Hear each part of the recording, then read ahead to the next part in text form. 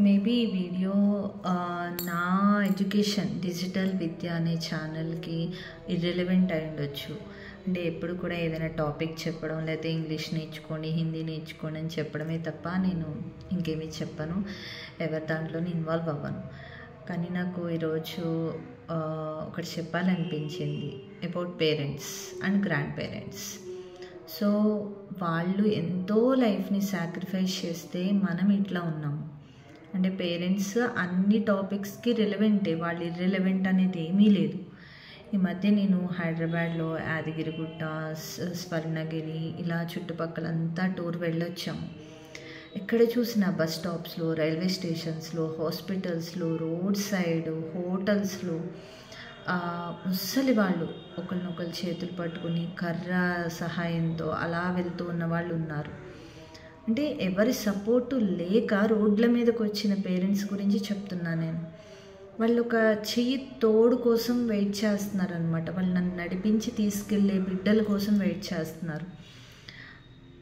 ఇది చాలా రోజులుగా నడుస్తూనే ఉంది. నా చిన్నప్పటి నుంచి వింటూనే ఉన్నా ఓల్డ్ ఏజ్ హోమ్స్ అది ఇది అని. ఈ మధ్య కొంచెం పేర్లు మార్చి ఏదో రిలాక్సేషన్ సెంటర్లు, ఏవో సెంటర్స్ అవి ఇవన్నీ పెట్టారు. కానీ దానికి ఓల్డ్ ఏజ్ హోమే కదా. పెద్ద అయిన తర్వాత పిల్లల దగ్గరో ఉండాలి. ఎక్కడో హాస్టల్లో ఉన్నట్టు ఎవరో తిండి పెడితే, ఎవరో చూసుకుంటే అది చాలా దారుణమైన విషయం కదండి. ఎన్ని కోట్లు సంపాదించామా, ఎన్ని లక్షలు సంపాదించామా, సొసైటీలో ఎంత మంచి డిజిగ్నేషన్ ఉన్నది అనేది మ్యాటర్ కాదు అసలు. నీ ఇంట్లో నీ ఫ్యామిలీని చూసుకుంటున్నావా లేదా? Family in the sense parents and grand parents కూడా ఇన్వాల్వ్ అవుతారు కదా. వాళ్ళు చూసుకోకపోతే మనం ఇంత దూరం వచ్చామా? మన పేరెంట్స్ని మనమే చూసుకోకపోతే, అమ్మాయి అయినా అబ్బాయి అయినా మనమే చూసుకోకపోతే ఇంకెవరు చూసుకుంటారు? దయచేసి మీ పేరెంట్స్ని చూసుకోండి. నాకు డ్యూటీ ఉన్నాను, లేకపోతే టైం లేదు. హాస్పిటల్లో చూసాను నేను 9 మంది పిల్లలు, 5 మంది పిల్లలు, 10 మంది పిల్లలు ఉన్నారు అని. 3 పిల్లలు ఉన్నారు, 4 పిల్లలు ఉన్నారు, కానీ రాలేదు. కాళ్ళు ఇరిగి చేతులు ఇరిగి హాస్పిటల్స్లో ఆయాలతో బ్రతుకుతున్న పేరెంట్స్ చాలామంది ఉన్నారు. ఆడవాళ్ళే చూసుకోవాలి, మగవాళ్ళే చూసుకోవాలి, ఆడవాళ్ళే చూసుకోకూడదు అని వద్దు. వాళ్ళు వంతులు వేసుకుంటే మనం ఎదగగలిగామా? నువ్వే చూసుకో, నేను చూసుకోను అని అంటే మనం ఎదగగలిగామా? లేదు కదా.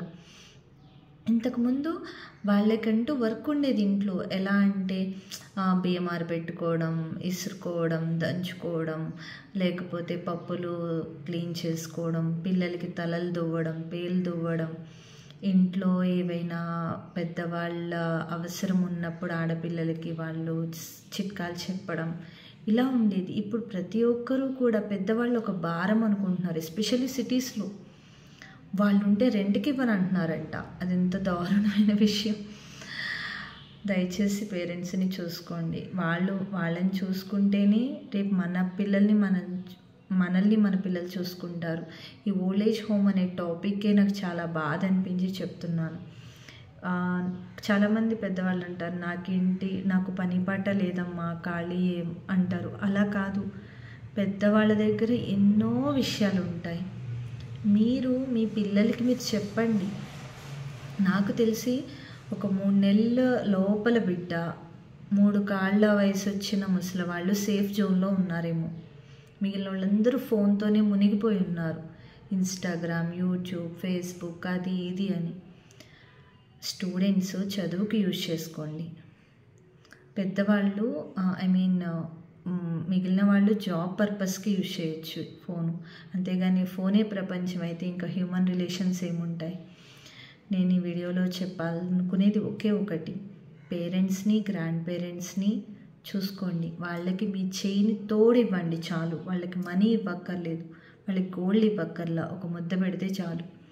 నేను ఆ రైల్వే స్టేషన్స్లో, హాస్పిటల్స్లో చూసి బాధ అనిపించి చెప్తున్నాను తప్ప ఇంకేం లేదు. Thank you.